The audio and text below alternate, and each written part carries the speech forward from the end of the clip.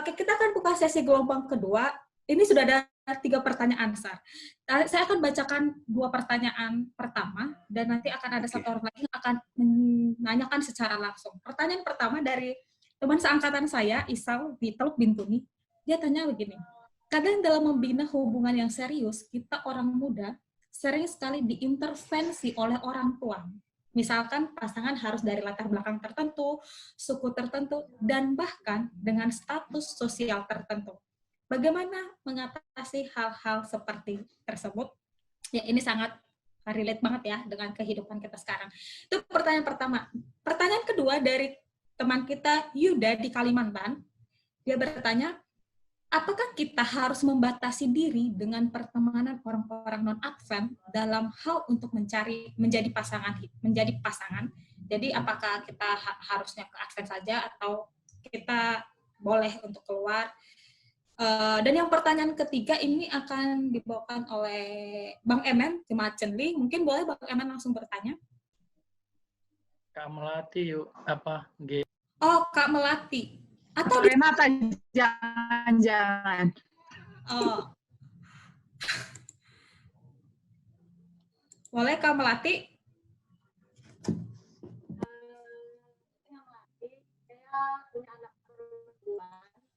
Kurang kedengeran, Kak. Ya, kurang kedengeran.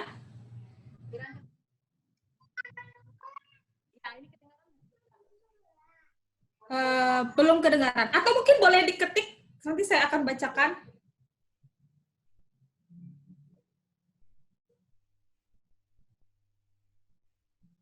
Oke, Kak Melati akan ketikkan pertanyaannya. Nanti mungkin 2 pertanyaan dulu aja ya. 2 pertanyaan dulu, bolehkah dijawab kira-kira, Sir? Pertanyaan pertama, menghadapi intervensi orang tua, dan pertanyaan kedua, membatasi diri dengan orang-orang non-Advent. Baik, saudara pernah dengar cerita di Alkitab, Nabal dan Abigail. Pernah dengar? Pernah dengar ya? Nabal, seorang pria yang bebal, kaya raya tapi tidak peduli dengan hal-hal yang rohani, tidak peduli dengan kasih, yang dia pikirin hanya uang. Tapi yang luar biasanya, dia punya istri adalah orang yang cantik, orang yang pintar, orang yang berhikmat. Nah, pertanyaannya, kenapalah Abigail yang cantik, pintar, dan bijaksana itu bisa terjebak menikah dengan Nabal? Ini pertanyaan yang membingungkan. Pada waktu saya coba baca sejarah, saya dapati kehidupan di zaman itu, seringkali orang tua memaksakan anaknya untuk menikah dengan orang di status tertentu untuk menolong mereka menghadapi masalah keuangan. Jadi didapati sampai Abigail yang bijaksana, cantik, dan pintar itu kenapa bisa dapat Nabal adalah paksaan dari orang tua. Nah, yang saya mau katakan, arti Abigail adalah si pemberi sukacita kepada orang tua. Tetapi semenjak orang tuanya menikahkan dia dengan Nabal, dia hidup tidak dengan sukacita. Tapi Abigail seorang yang setia. Dia tetap menunjukkan rasa hormatnya kepada Nabal. Bahkan sampai menjelang kematian Nabal. Nah, yang saya mau memilih pasangan hidup. Karena orang tua punya pengalaman. Nah, yang jadi masalah, bagaimana kalau orang tua itu adalah orang tua yang tidak bijaksana? Orang tua yang tidak berdasarkan firman Tuhan. Kalau Anda baca ayat Alkitabnya, kita perlu meminta nasihat kepada orang tua yang takut akan Tuhan. Saya bukan katakan kepada Anda supaya kurang ajar, tidak. Karena hukum kelima mengatakan, hormatilah ayahmu dan ibumu. Itu tetap kita harus hormati. Nah, ketika kamu merasa kamu sudah cukup umur dan kamu hadapi situasi itu, yang pertama, cobalah terbuka dengan orang tuamu. Berpikirlah terbuka, katakan kepada orang tua, kenapa kamu memilih si A? bukan si B. Tetap harus ada bicara dengan orang tua. Yang kedua, kalau orang tua tidak bisa menerima, ini masalahnya. Saudara tahu, saya pernah mengkonseling sepasang kekasih. Sudah sampai bagi undangan ini. Sudah sampai bagi undangan. Sudah sampai hadir para undangan di gedung. Tapi pernikahan itu bubar. Bubar pernikahan itu. Karena masalah sinamot. Apa yang terjadi? Ini nasihat kepada para orang tua. Ketika kita memutuskan keinginan kita, kepentingan kita, jauh lebih besar daripada rasa sukacita dan sayang anak-anak kita. Dan itu rasa sukacita dan sayang yang benar. Maka kita sedang membuat anak-anak kita hidup dalam kekecewaan. Di Alkitab ada ayat Alkitab mengatakan, hai orang tua, jangan hidupmu membuat anak-anakmu kecewa. Dan Anda tahu apa yang terjadi dengan pasangan itu. Mereka menjadi menyesal, tidak bisa dipersatukan. Dan sampai pada akhirnya mereka terus hidup menyendiri sampai hari ini. Kenapa? Karena orang tua terlalu memikirkan status sosial. Orang tua terlalu memikirkan suku. Betul, kita menikah lebih bagus, kita cari orang yang lebih banyak kesamaannya dengan kita. Benar itu. Mencari banyak kesamaannya dengan kita jauh lebih bagus. Tetapi, jangan salah. Ada juga pasangan-pasangan yang tidak satu suku, yang tidak punya status sosial yang tinggi, tapi mereka bisa hidup bahagia dan mereka bertumbuh. Dan di dalam hari tuanya, orang-orang itu yang malah memperhatikan orang tua yang justru dulu membenci hubungan mereka. Artinya, yang pertama, anak-anak harus tetap hormat orang tua. Minta pendapat orang tua. Tapi orang tua yang takut akan Tuhan. Dan kau harus berhati-hati dalam mengambil keputusan. Dan bagi orang tua, engkau harus bijaksana. Jangan egois. Jangan hanya kepentinganmu. Jangan hanya keinginanmu. Lalu engkau paksakan. Dan apa jadinya? Engkau membiarkan anak-anakmu menikah seperti Abigail. Mereka menikah, namun hidup bukan dalam kebahagiaan. Tapi hidup dalam pergumulan dalam rumah tangga mereka. Tapi pendeta, ada loh yang dipaksa orang tua, hidupnya bahagia. Karena ada cinta yang katanya, yang tadinya tidak cinta, tapi bisa benih bertumbuh. Ya tidak ada yang salah dengan itu. Tidak ada yang salah dengan itu. Tapi saya ingin kasih nasihat kepada Anda. Status sosial di mata Tuhan, kita semua sama. Apapun suku saudara, kita sama. Ya. Memang enak kalau kita cari orang yang sudah mapan, bagus. Tetapi bukan berarti orang yang tidak mapan, dia akan terus tidak mapan. Dia takut akan Tuhan dan dia setia, dia bisa bertumbuh, berubah. Kenapa kita mesti membatasi dan menghakimi anak-anak kita untuk tidak boleh? Tetapi di satu sisi, anak-anak tidak boleh melawan orang tua. Tetap hormati orang tua. Berdiskusi dengan orang tua jauh lebih penting. Bicara dengan orang tua, rebut hatinya. Jadi kalau ada cowok yang saat ini bergumul dengan status pernikahannya karena orang tua tidak suka, banyak bertelut, banyak berdoa, banyak berpuasa. Hadapi tantangan itu. Hadapi. Pergi temui orang tuanya. Katakan maksud dan apa yang ada di hatimu. Bahwa engkau memiliki cinta yang betul-betul kepada anaknya. Saya mau ceritakan. Waktu saya pacaran dengan Mem. Orang tua Mem tidak suka dengan saya. Ini saya ceritakan saja. Mereka trauma. Karena keluarga mereka pernah menikah dengan orang Ambon. Dan orang Ambon itu kata mereka paling suka pukulin istrinya. Jadi di otak mereka, saudara, orang Ambon itu adalah orang yang paling suka pukuli pasangan hidupnya. Pada waktu mereka tahu bahwa Mem pacaran dengan saya, habislah Mem itu diomelin habis-habisan. Jauh-jauh Bapak Ibu kirim kamu ke Unai, ternyata kamu pacaran sama orang Ambon. Dan wajah saya seram lagi. Kamu pacaran dengan Mike Tyson katanya. Saudaraku, akhirnya Mem cerita kepada saya. Apa yang saya buat? Saya diskusi dengan bapak saya. Saya katakan kepada bapak saya, apa solusinya? Bapak saya bilang, pergi ketemu orang tuanya. Papa kasih kamu duit, pergi ketemu orang tuanya. Kalau kamu pergi ketemu orang tuanya, akan ada dua hal. Orang tuanya lihat laki-laki yang bertanggung jawab, atau yang kedua, orang tuanya tetap pada pendiriannya.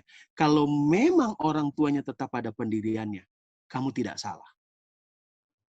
Tapi tanyakan kepada kekasihmu, apa yang dia mau pilih. Jadi saudara tahu, saya pergi ketemu orang tuanya. Tanpa ada pemberitahuan lebih dulu, belum ada HP. Saya tiba di rumahnya, saudara tahu, jam 4 pagi. Saya ketok pintu rumahnya. Saya pernah kirim surat, saudara, 10 lembar. Itu surat ditangkap bapaknya.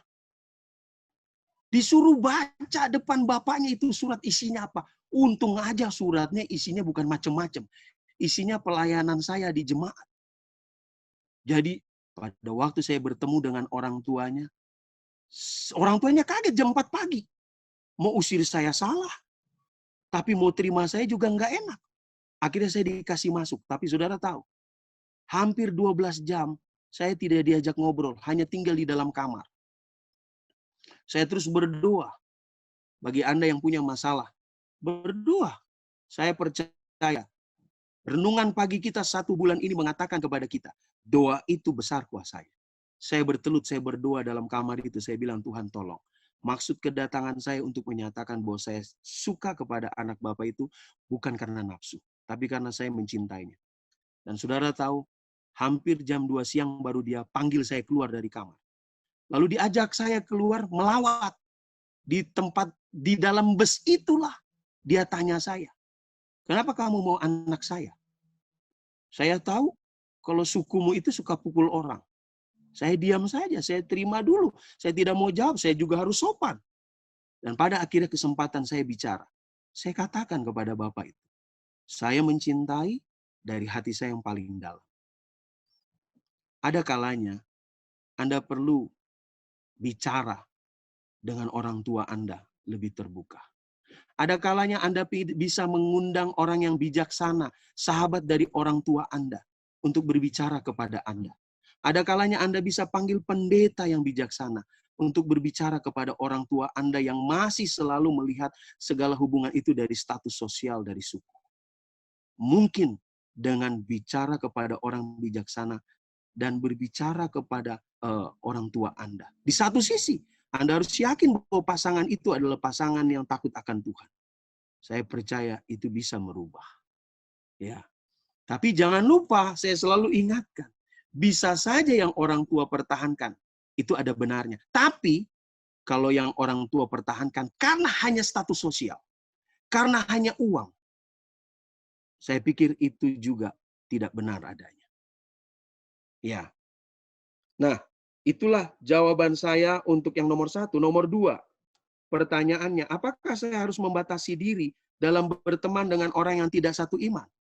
Bersahabat sambil membagikan kasih Kristus. Ini tidak ada batasnya. Kita perlu memperkenalkan Yesus kepada orang yang tidak satu iman. Tetapi, menjalin hubungan yang erat sebagai seorang kekasih. Mempersiapkan diri untuk menikah. Saya ingatkan kepada saudara, jangan lakukan itu. Karena Alkitab dengan tegas mengatakan bahwa tidak ada berkat, tidak ada bisa menyambung antara gelap dan terang. Tidak bisa menyambung.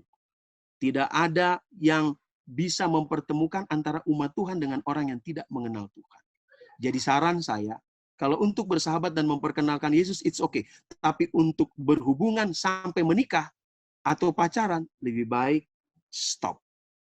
Itu dia menjawab pertanyaannya, Grace. Terima kasih, Sir, untuk jawabannya. Kita ada kloter ketiga, Sir, dan kloter ketiga ini ada 4 pertanyaan.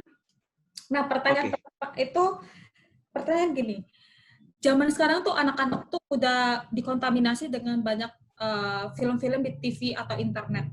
Nah, gimana caranya? Apakah ada tips yang bisa efektif untuk membantu para orang tua memberikan arahan kepada anak-anak agar terlindung dari urusan percintaan. Karena kan tadi kan dikatakan bahwa tidak baik kalau untuk iseng-iseng doang.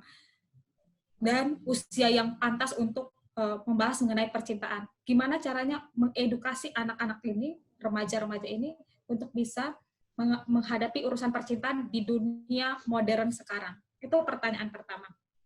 Pertanyaan kedua adalah, nanti terakhir Erik Rotama mungkin boleh ngomong langsung ya. Saya bacakan dulu 3 pertanyaan pertama.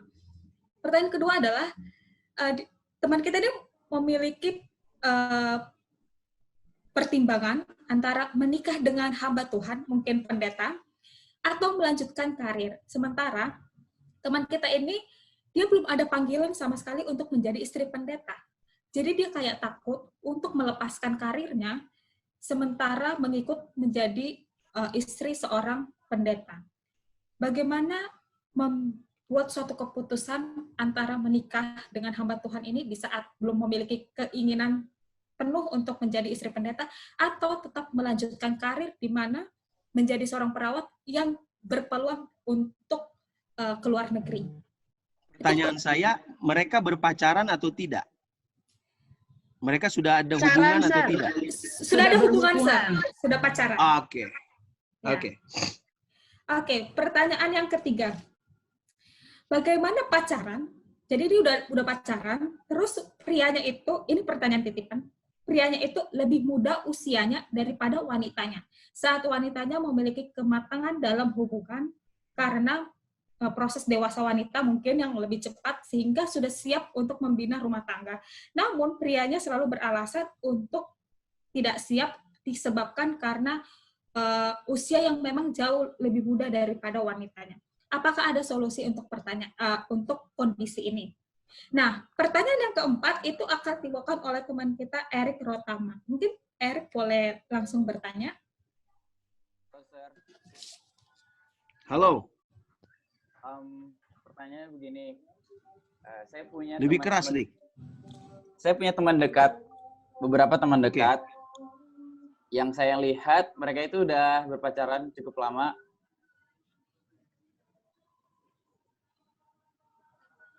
Yang merefleksikan kepada prinsip yang selama ini saya pegang. Maksudnya gini, Sir.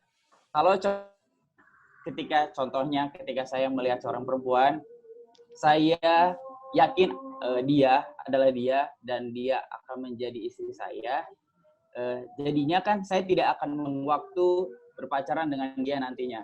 Karena saya melihat teman-teman saya ini jadinya, kalau kalian tidak yakin dengan calon kalian ya, ini kenapa kalian menghabiskan waktu dengan dia, lalu pada akhirnya kalian putus, habis itu harus punya waktu untuk menyembuhkan diri, baru mencari lagi pasangan yang baru. Maksud saya di sini adalah bagaimana caranya kita tahu bahwa dia ada, contohnya, ya oke, she's the one. Dia adalah dia gitu. Maksudnya calon saya, contohnya gitu, Sir. Sebelum melakukan, contohnya sebelum saya pacaran pun, saya ingin yakin itu adalah dia. Saya berdoa, contohnya kalau Sir punya saran, selain berdoa sama Tuhan, apakah ada cara lain atau sugesti lain, supaya kita tahu, oh ini dia nih. Jadi saya pribadi nggak akan membuang waktu pacaran, terus maksudnya nanti putus, atau punya ada wejangan gitu, Sir. Terima kasih, Sir. Oke, makasih. Baik, saya bukan seorang yang paling ahli ya, jadi saya mohon maaf kalau ada pertanyaan yang saya jawab tidak sempurna. Pertanyaan pertama, bagaimana cara orang tua yang mengatasi anak-anak mereka yang terkontaminasi dengan teknologi atau film-film saat ini? Para orang tua yang saya hormati, tulisan hamba Tuhan Nyonya White di buku pendidikan, buku rumah tangga, itu sangat bagus. Orang tua harus memikirkan hal-hal yang membuat anak-anak tidak terfokus kepada hal-hal duniawi. Orang tua punya tanggung jawab. Sangat penting. Nyonya White katakan berulang-ulang. Orang tua punya tanggung jawab untuk mendidik anak mereka untuk tidak terfokus kepada hal-hal yang membuat mereka menjadi cinta kepada dunia. Nah, contohnya sangat simpel. Seringkali yang membuat anak-anak ini mencintai televisi, acara televisi, karena mereka melihat orang tuanya. Orang tua yang mencintai acara televisi tidak mungkin menasihati anaknya untuk tidak mencintai acara televisi. Orang tua harus kasih contoh. Orang tua harus kasih teladan. Bagaimana engkau mau suruh anakmu jangan suka drama Korea kalau engkau suka drama Korea? Bagaimana engkau mau suruh anakmu datang worship pagi dan petang tepat waktu kalau kita sendiri tidak kasih contoh? Nah, ada kalanya orang tua yang mempersiapkan fasilitas itu. Internet perlu untuk hal-hal penting. Tetapi seringkali internet dan teknologi itu disalahgunakan untuk sesuatu yang salah. Tulisan Nyonya White sangat lengkap. Sangat-sangat lengkap. Orang tua harus punya aturan main di dalam rumah. Orang tua tidak boleh kalah dalam mendidik anak-anak mereka menurut kepada aturan itu. Orang tua harus tegas. Ada waktunya di mana orang tua tegas, ada waktunya di mana orang tua menunjukkan kasih. Kalau orang tua melihat bahwa acara-acara televisi membuat anak-anak mereka tidak benar, kenapa tidak ditutup saja, diambil saja televisi, disimpan? Tapi kan kita penting, Sir. Kita perlu untuk televisi untuk nonton. Kalau gitu buat jadwal nontonnya. Kenapa tidak atur komputer di dalam rumah Anda, internet, hanya berlaku dari jam sekian sampai jam sekian? Kita yang punya tanggung jawab untuk mengatur anak-anak kita. Dan memang saya akui, film-film sekarang, acara-acara sekarang, seringkali membuat anak-anak kita tidak fokus. Saya amati anak-anak milenial yang fokus dengan mereka punya gadget.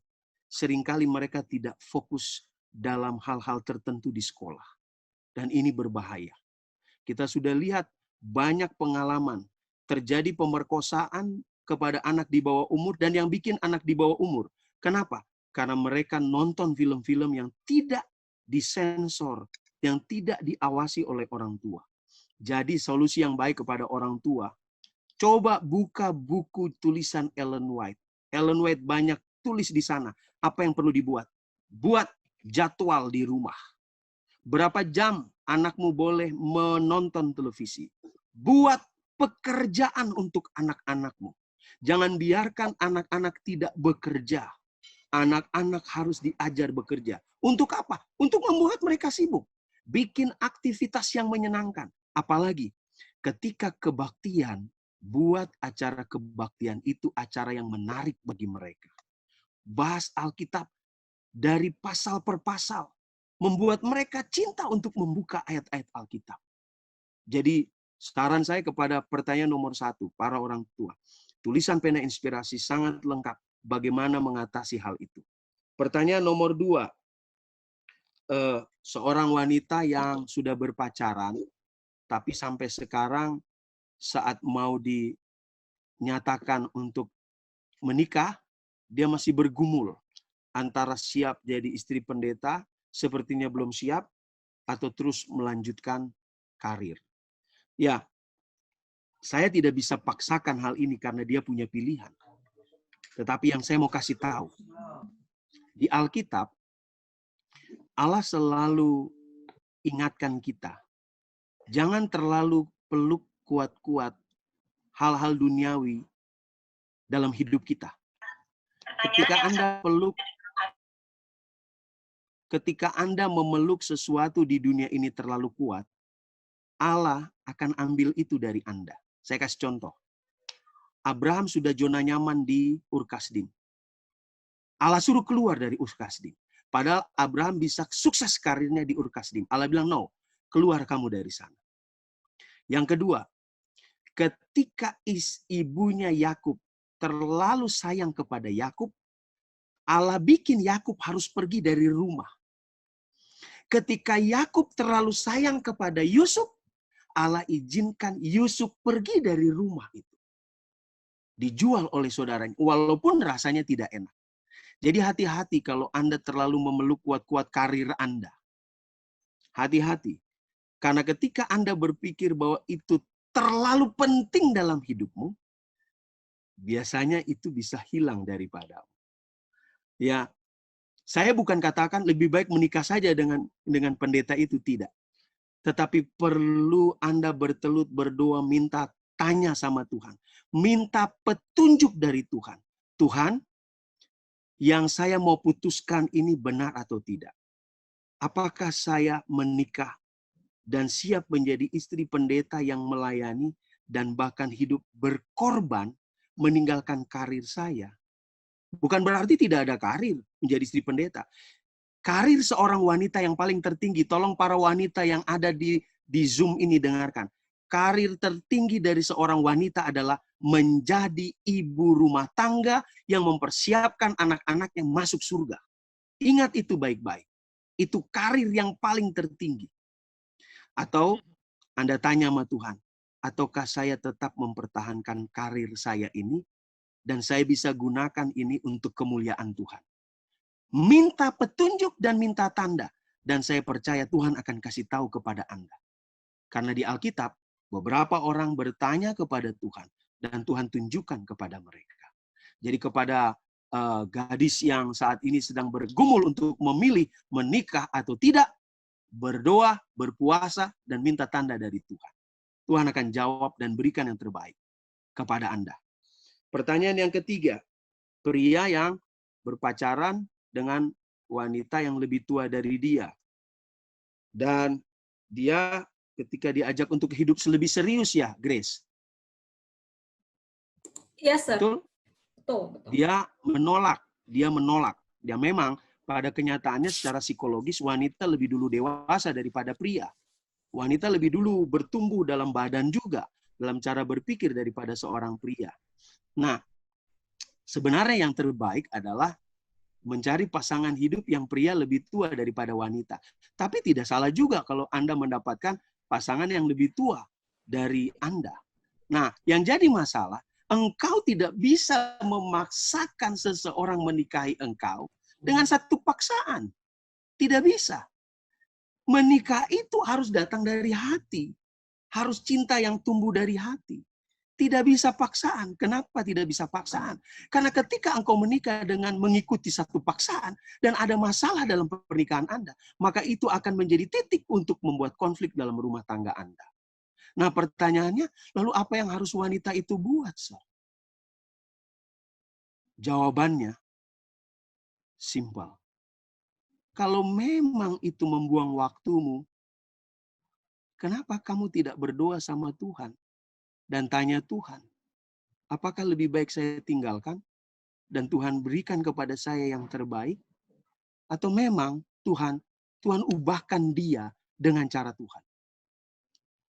Karena jangan kita paksa pria itu untuk menikahi kalau belum datang dari hatinya.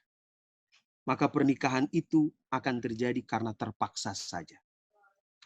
Pertanyaan yang terakhir dari Eric Rentama. Gimana, Sir? Ini courtship. Ya, saya senang. Alkitab tidak pernah mengajarkan kita berpacaran. Tulisan Nyonya White juga. Tidak ada berpacaran. Kita disuruh bersahabat, lalu setelah itu kita akan pilih dari yang mana. Dan kita percaya Tuhan kasih yang terbaik. Tapi jangan lupa, Eric. Ketika engkau mengamati sahabat-sahabatmu yang sudah lama engkau amati. Dan mungkin mereka menunggumu untuk menyatakan kepada mereka. Kenapa engkau tidak nyatakan? Kenapa engkau tidak katakan? Kalau engkau merasa engkau sudah siap, Eric, kenapa engkau tidak nyatakan? Dan lanjut ke hubungan yang lebih tinggi.